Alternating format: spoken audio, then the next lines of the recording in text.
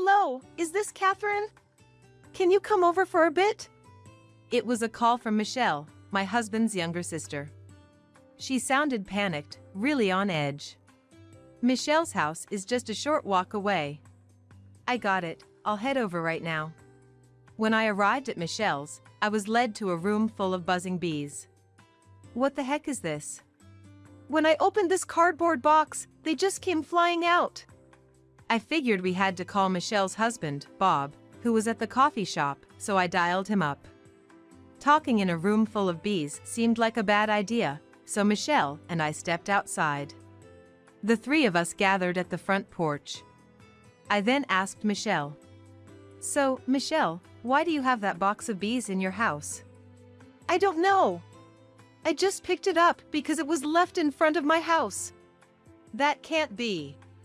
That box was sent to me from my daughter, Emily. My name's Catherine Jones. I'm a 65-year-old working part-time at a local supermarket. One thing that hasn't changed since I was a kid is my love for stuffed animals and teddy bears. Growing up, we didn't have much money, so I couldn't often get stuffed animals or teddy bears. But now that I'm an adult, every time I travel or go out, I buy a teddy bear. Collecting them has become my joy.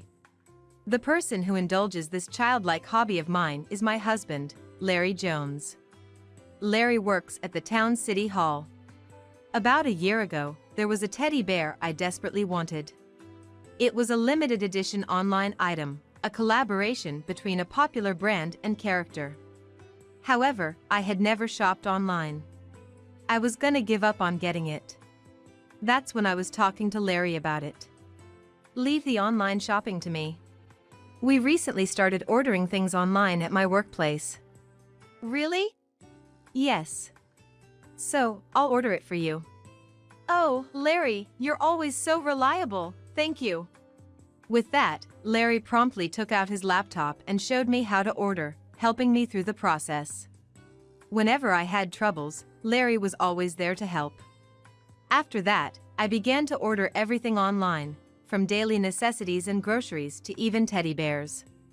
Around December of that year, the supermarket I worked at entered its busiest season. Being an experienced person at the job, I started working almost every day. With that, I had limited time to pick up items I'd ordered online. Larry was even busier. Because of this, I decided to reconsider how I received my deliveries. Recently, I learned that there's a way to have my packages left by the front door. Even if no one is home, they'd leave the package at the front door.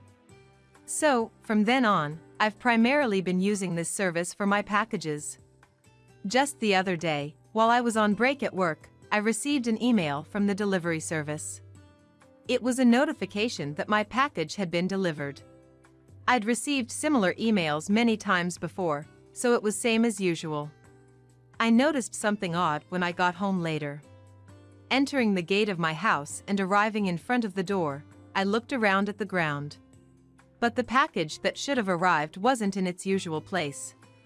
Thinking of other possibilities, I stepped back outside the gate. Strange, I muttered. The sound of crows echoed in the sunset-colored sky. Larry hadn't returned from work yet, but it was about time he'd be coming home. With dinner to prepare before he got back, I decided to put the delivery issue aside and went inside. Once I began cooking, I got so focused on the task that I completely forgot about the missing package. The following days were busy with house chores and work, and I hadn't found the time to address the undelivered package. Then, on a Sunday morning that weekend, while watching the news, Larry said, "I'm in the mood for that omelette." That omelette refers to one from a cafe we often visit. That cafe is run by Larry's sister, Michelle, and her husband, Bob, is the chef and owner of the place. Both of us, having a rare day off, decided on a whim to visit that cafe. Larry suggested, "Would you like to go that cafe?" Sounds good, let's go. I agreed. Though we call it our favorite spot, we only go about once a month. Usually, it's when either Larry or I express a desire to visit. That's because Bob's omelets are exceptional and one of Larry's favorite dishes. That day, like many others, we decided to head over to that cafe. The cafe is just around the corner from our house. Under a cloudless blue sky, the two of us walked towards the cafe. Upon opening the door of the cafe, a metal doorbell jingled. Welcome. Hey, here you are. Thanks for coming in. Please take a seat at the counter. We were guided to seats right in front of the kitchen counter. Well, both of you together. How are y'all doing? As always, we're doing well. Even though there were only 4 people inside, the atmosphere felt bustling. I really love this cheerful vibe, thinking this place is wonderful. Bob, can we get 2 of the usual? Leave it to me. With that, Bob began cooking. He skillfully cracked and whisked 4 eggs, pouring them onto a pan and shaping them. He served them onto 2 plates. Lastly, he added some Italian parsley and passed it to Michelle. Here you go, 2 servings of omelets. This is so delicious. I've had it many times and know the taste, but it's the kind of dish I suddenly crave and it's always delicious. After we finished eating, we were served coffee. This dish is always so tasty, isn't it? Thank you. With that, Michelle sat across the counter facing me. That's when I noticed something. Michelle was wearing earrings that looked just like the ones I'd ordered online.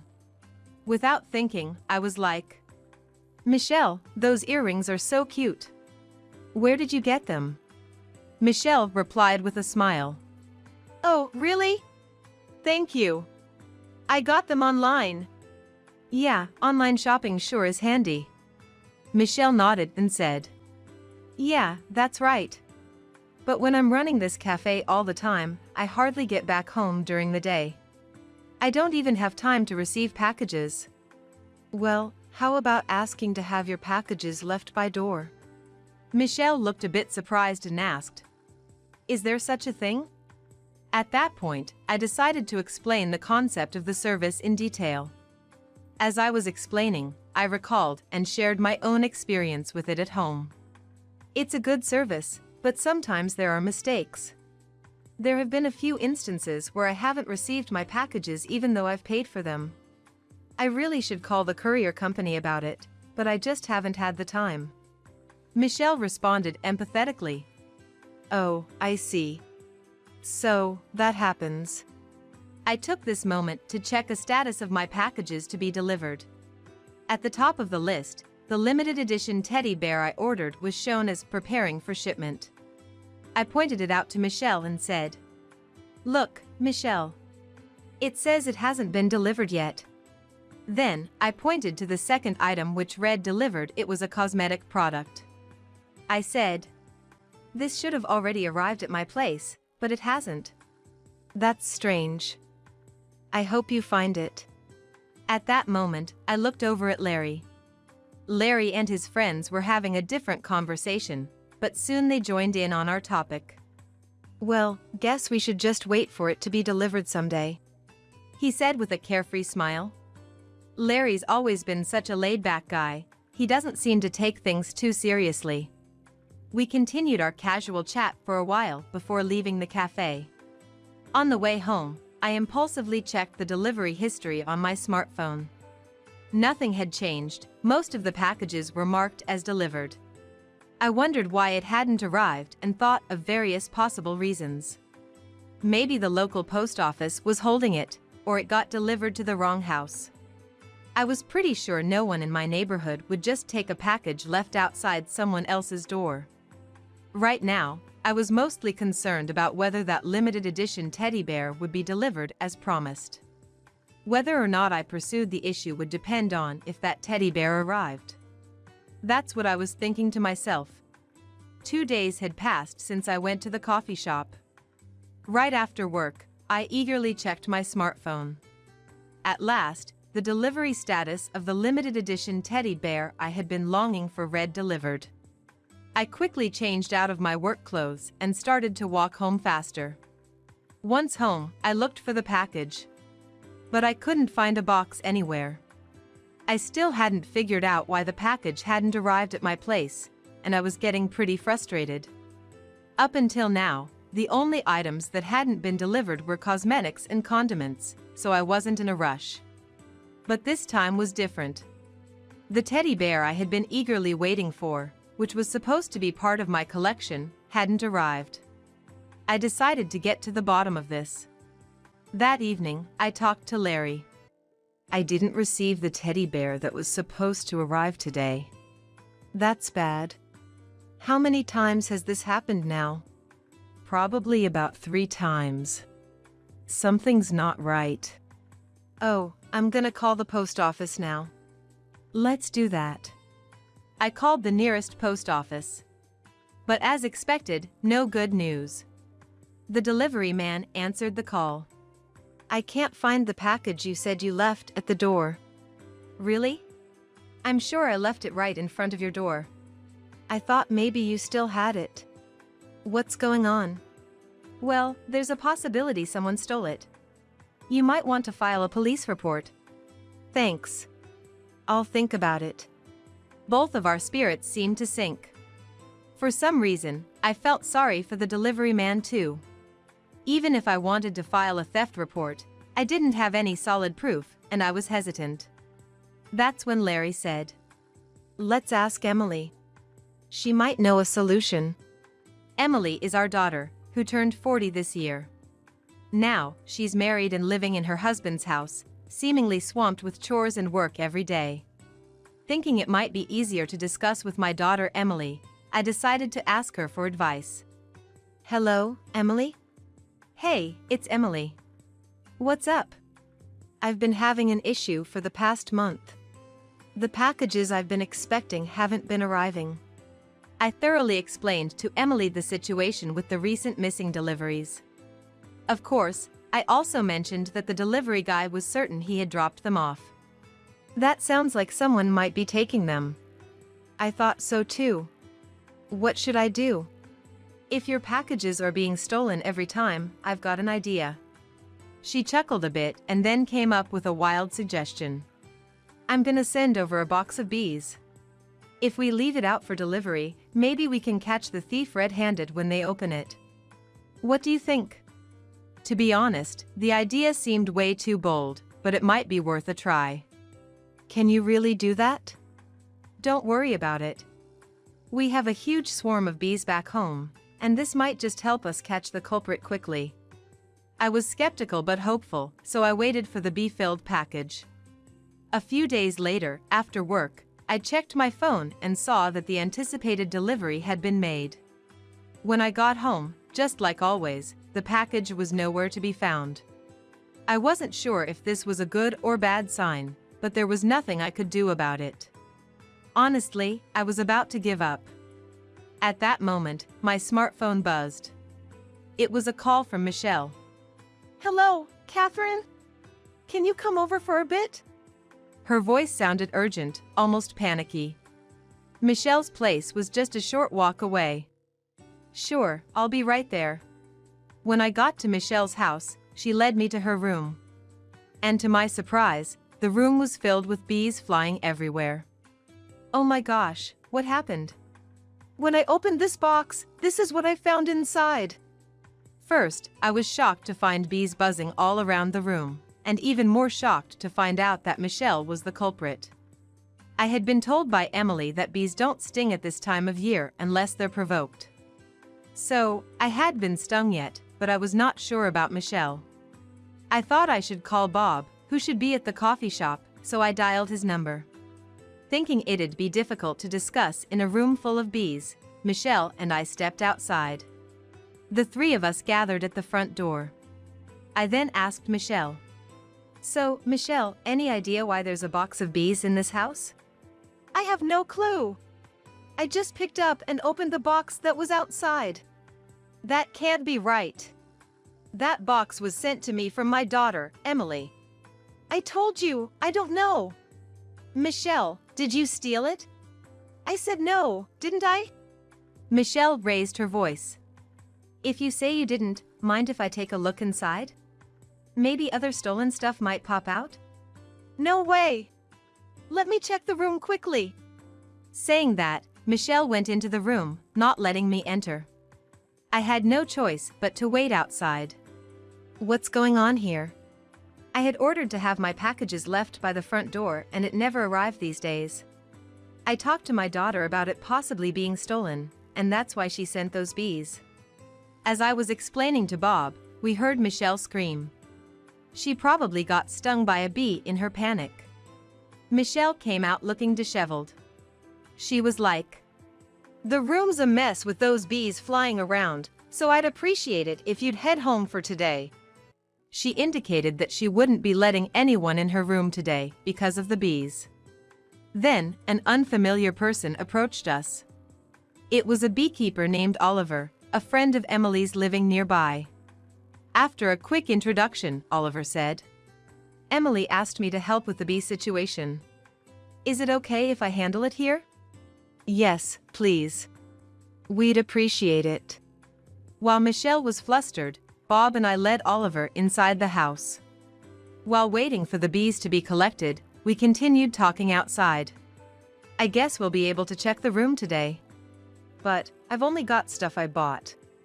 There's no point in checking." Michelle was suddenly very assertive. She probably intends to insist that everything in there was hers. 30 minutes later, Oliver completed collecting 900 honeybees. 900. Shocked by the sheer number of bees, the three of us entered the room. I took a quick look around the room. Then I started searching every corner. To my surprise, I found daily necessities like the fabric softener and cosmetics I had ordered scattered here and there. "So, you've been taking all of these too, huh?" "No, I told you." I showed her the order history on my phone that had those products listed. "You still gonna deny this?" "Well, there's a chance we just bought the same things, right?" I was slightly exasperated, but I didn't give up. I searched for that teddy bear. And, near the edge of the sofa, I found a familiar-looking teddy bear. "Is this teddy bear also one you bought?" "Yes." I knew this teddy bear was a limited edition and each had its own serial number. So, I checked the number for my teddy bear on my phone and compared it to the number on this one. Both had the same 5-digit number. "This teddy bear is mine. See? It has the same number." I showed it to Michelle and Bob.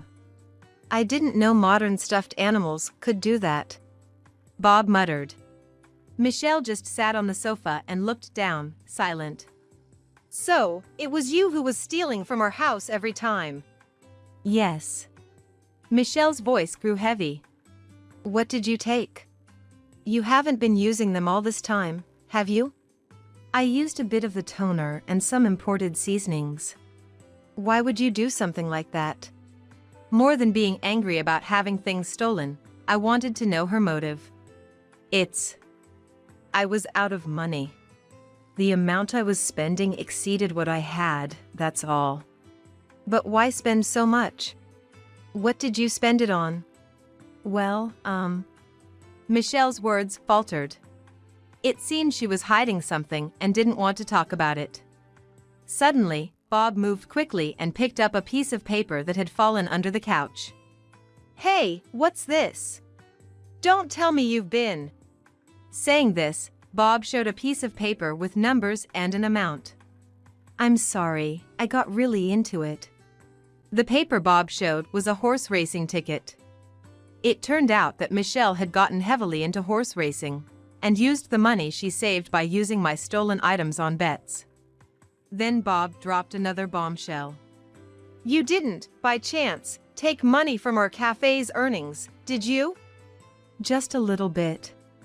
"I knew something was off with the profits. How could you?"